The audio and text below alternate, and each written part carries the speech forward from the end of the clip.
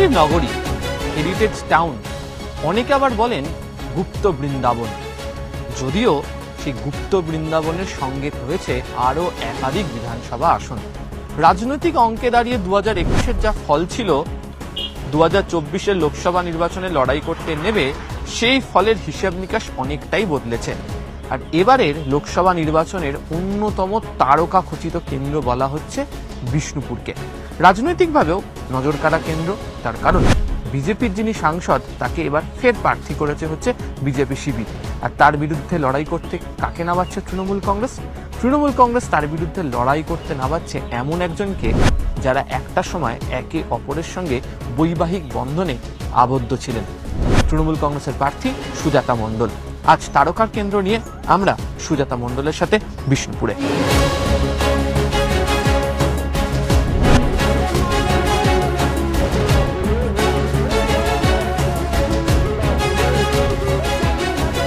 সকাল থেকে সন্ধ্যে অবধি অবশ্য তৃণমূল কংগ্রেসের বিষ্ণুপুর লোকসভা কেন্দ্রের প্রার্থী সুজাতা মণ্ডল ব্যস্ত।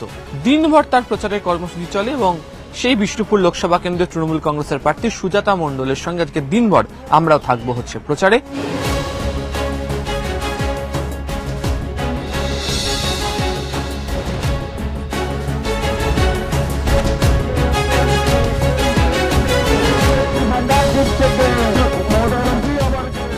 এখন যিনি আপনার মূল বিরোধী প্রার্থী, আপনি তার হয়ে লাগাতার বিষ্ণুপুরের বিভিন্ন জায়গাতে প্রচার চালিয়েছিলেন।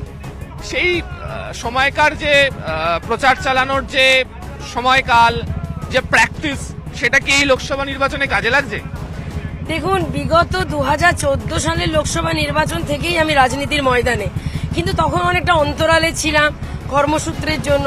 তারপর 2019 সালের লড়াই তো আমার গোটা ভারতবর্ষই জানে, এবং আজ নিজের মাটিতে লড়াই প্রার্থী হিসাবে। একসময় এখানে বিজেপির খুব প্রভাব ছিল, আজ আপনি লোকবল দেখে বুঝতেই পারছেন বিজেপি এখানে শূন্য প্রায়, এবং আমরাই এখানে জিতেছি পঞ্চায়েত ভোটে। তো সেখান থেকে আজ অলিতে গলিতে চেরা আমার এই মাঠ ঘাট, মাটির গন্ধ আমার সবটাই জানা। তো নিশ্চয়ই পুরনো যে লড়াই, সেখান থেকে নিশ্চয়ই কাজে লাগছে, অনেক অভিজ্ঞতা লাগছে, অনেক মানুষকে চেনা পাচ্ছি, ভালো লাগছে। আপনার সাথে এই গ্রামে ঘুরতে ঘুরতে দেখছিলাম বেশ কতগুলো জায়গায় দেওয়াল লিখন রয়েছে বিজেপির, যেখানে প্রত্যেক কটা জায়গাতে হ্যাশট্যাগ দিয়ে সন্দেশখালী জড়িত লেখাও হয়েছে দেওয়ালে। বিষ্ণুপুরের তো একটা নিজস্ব পরিচয় রয়েছে লোকসভার, তো যিনি সাংসদ তিনি কি কোথাও বিষ্ণুপুরের কথা বলতে ভুলে গেলেন, নাকি সন্দেশখালীকেই তারা সামনে রেখে বিষ্ণুপুরে লড়তে চাইছেন? দেখুন, বিষ্ণুপুরের যিনি বিজেপির প্রার্থী, ওকে আমি প্রতিদ্বন্দ্বী মনে করি না, কারণ প্রতিদ্বন্দ্বী লেভেলটা অনেক হাই হয়। উনি জাস্ট নর্মাল একটা প্রতিপক্ষ মাত্র। এবার বিগত 5 বছরে বিজেপির কেন্দ্রীয় সংসদ থাকাকালীন এবং তার আগের 5 বছর, টোটাল 2 ইয়ার্স 10 ইয়ার্সে উনি কোনো কাজ করেননি। আর সবচেয়ে বড় কথা, নেতৃত্বদেরকেও পাত্তা দেন না। তাহলে উনি বুঝে গেছেন যে বিষ্ণুপুর লোকসভায় যদি উন্নয়নের বিচার হয়, তাহলে উনি কিন্তু জিততে পারবেন না। দেখুন, আমার বিষ্ণুপুরের লড়াই বিষ্ণুপুরের মাটিকে ঘিরে, সেখানে অন্য জেলা অন্য রাজ্যে কোথায় কি হচ্ছে সেটা তো ধরুন ব্যাপারটা হচ্ছে এখানে ম্যাটার করে না। তাই সন্দেশখালীকে নিয়ে ওনারা সেন্টিমেন্ট নিতে চাইছেন, যেটা কোনো লাভ হবে না।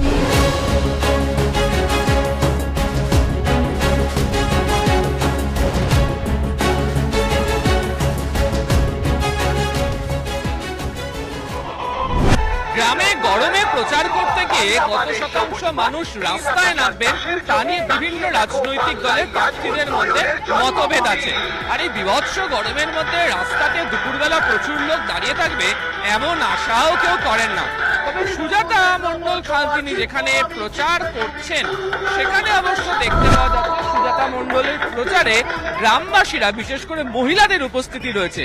আর সেখানে তৃণমূল কংগ্রেসের বিভিন্ন যে প্রচারমূলক গান রয়েছে, সেই প্রচারমূলক গান চালিয়ে গ্রামবাসীরা যেমন নাচছেন, তাদের সঙ্গে সঙ্গও দিচ্ছেন তৃণমূল কংগ্রেসের প্রার্থী সুজাতা মণ্ডল।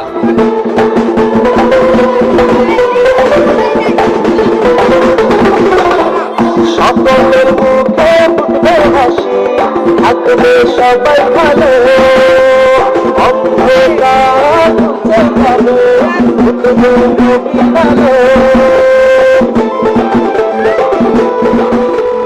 আবাসের বাড়ি নিয়ে প্রচুর মানুষ প্রশ্ন করছে, এটা কি আপনাকে প্রচারে বেরিয়ে কোথাও এটা নিয়ে বিব্রত হতে হচ্ছে? মানুষ দেখুন, যখন জানতে চাইছে যে আমাদের বাড়ির টাকাটা পেলাম না কেন বা বাড়ি কেন পাচ্ছি না, তখন মানুষকে যখন সত্যিটা বোঝাচ্ছি যে দেখুন বিজেপি প্রতিহিংসা পরায়ণতা বশত, যেহেতু 21 সালে তারা ক্ষমতায় আসেনি ডেলি প্যাসেঞ্জারি করা সত্ত্বেও, সেই প্রতিহিংসায় আমার বাংলার মানুষের, বিষ্ণুপুর লোকসভার মানুষের ঘরের টাকাটা বন্ধ করে দিয়েছে। কারণ ওরা একটা জিনিস দেখছে যে মমতাদি ওদেরকে উজাড় করে দিচ্ছে, তাহলে নিশ্চয়ই সেই মমতাদি কখনো বাড়ির টাকা বন্ধ রাখতে পারে না।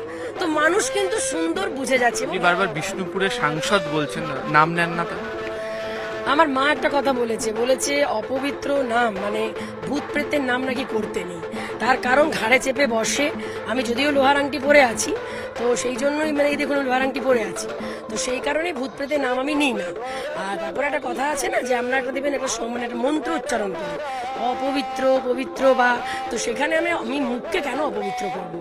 লোহার আংটি না, পাশে আরো দুটো আংটিও দেখা যায়। সেসব তো আমি পরে থাকি। কিসে বিশ্বাস করে? মানে লিটিল বিট, মানে বাড়িতে একটু বিশ্বাস করে, তাই মা বলে পরে নে, তাই আমি পরে নিয়েছি। ও কি বলছে, নির্বাচন কি হবে? সেটা তো 4 জুন বলবে। তবে একটা জিনিস দেখতে পাচ্ছি, মানুষের যে সাড়া, তাতে মমতা বন্দ্যোপাধ্যায়ের উন্নয়ন এবার বিষ্ণুপুর লোকসভায় জিতছে।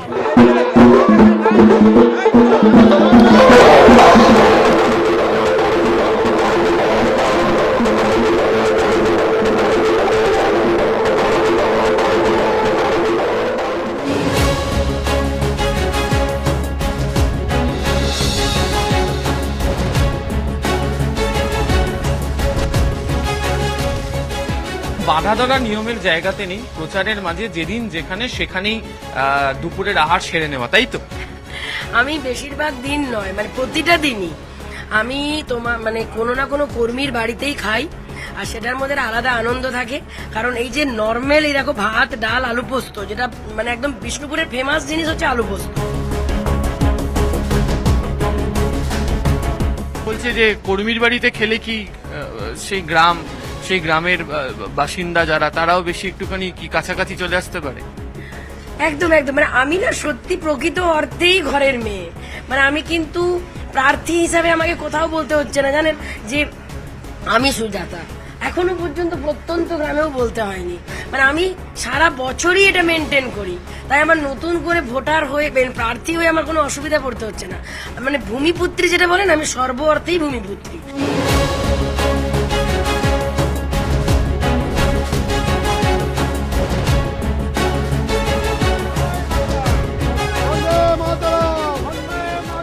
যারা কৃষকরা রয়েছেন সেই কৃষকদের সাথে কথা বলতে প্রচারে এসে ধান জমিতেও নেমেছেন হচ্ছে লোকসভা কেন্দ্র তৃণমূল কংগ্রেসের প্রার্থী।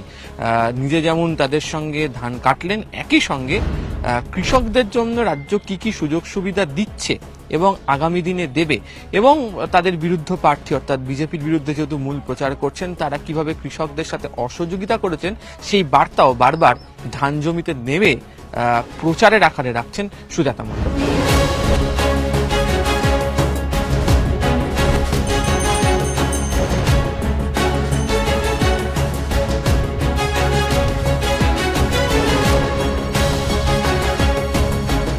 যে দিনভর প্রচার চালাচ্ছেন, সকালবেলা থেকে বাড়ি থেকে শুরু হয়ে বিভিন্ন গ্রাম ঘোরা, ধান চাষের জমিতে যাওয়া, চপের দোকানে যাওয়া, মানুষের কাছে সুজাতা মণ্ডল যদি জিতে আসে লোকসভা নির্বাচনে, এই লোকসভার জন্য কি করবে, মানে কি বার্তা দিচ্ছেন তাদেরকে? দেখুন, আমি একটা কথাই বারবার যেটা বলেছি সেটা আবারও বলবো, বিষ্ণুপুর লোকসভার আমি ঘরের মেয়ে, ভূমিপুত্রী। আমি কিন্তু না সেই অফিসিয়ালি সেই একঘেয়ে প্রচার ওইভাবে কিছু করছি না। আমি না মানুষের সাথে মিশছি, ঘুরছি, তাদের যা রহম সহম সহবত, আমি সেটা তো আমার নিজের সহবত, সেটা কালচারের সাথে আমি আরো বেশি মানে একাত্মবোধ হচ্ছি। এভাবেই নিজের ঘরের মানুষদের কাছে যাচ্ছি। এই যে দেখুন, এই জেঠিমা খুব ভালো চপ ভাজে, তো আমি একটু তার সঙ্গে চপ ভাজায় হাত লাগালাম। আমি আপনাদেরকেও চপ খাওয়াবো, কারণ আপনারা জানবেন আমার বিষ্ণুপুর চপ খুব ফেমাস চপ। আর মানুষের কাছে যাওয়ার মধ্যে একটা আলাদা আনন্দ আছে। আমি তাদের কাছে যাচ্ছি ভালোবাসা নিতে, আমি যাচ্ছি আশীর্বাদ নিতে, এবং সকলে মিলে আশীর্বাদ করে আমায় বলছে যে 25শে মে তারা জোড়া ফুলে ভোট দিয়ে বাড়ির মেয়েকে আশীর্বাদ করবে। আর সারাদিনের এত রোদ গরমের মধ্যেও যখন এই মানুষগুলোর ভালোবাসা দেখি না, তখন সব কষ্ট যেন জল হয়ে যায়। বিজেপি না কংগ্রেস, কাকে মূল প্রতিদ্বন্দ্বী ধরছেন? কাউকেই না, নিজেকে। নিজেকে প্রতিদ্বন্দ্বী কেন? একদম, কারণ নিজেকেই নিজের মানে ছাপিয়ে যাওয়ার লড়াই।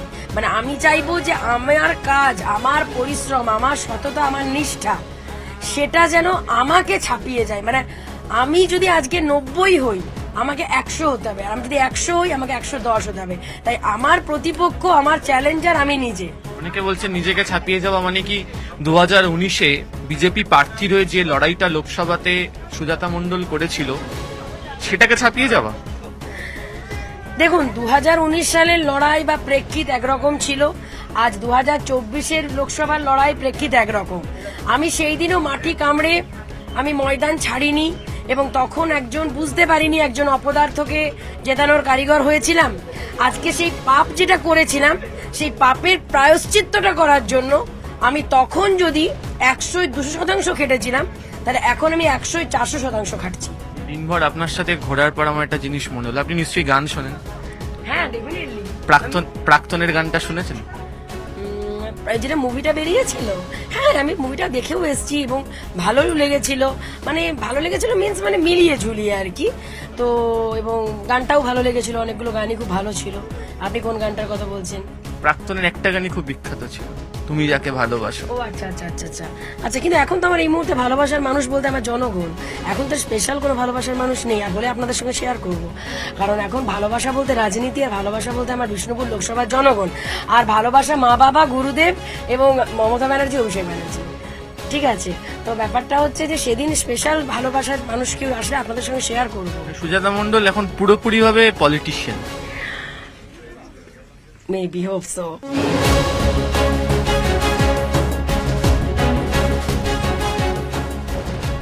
আমারও পরানো যাহা চায় তুমি তাই, তুমি তাই গো, আমারও পরানো যাহা চায়। আমার বিষ্ণুপুর লোকসভাবাসী আমার কাছে তাই, তোমরা তাই, তোমরা তাই। আর সুজাতা তোমাদেরকে হৃদ মাজারে রাখবে, ছেড়ে দেবে না।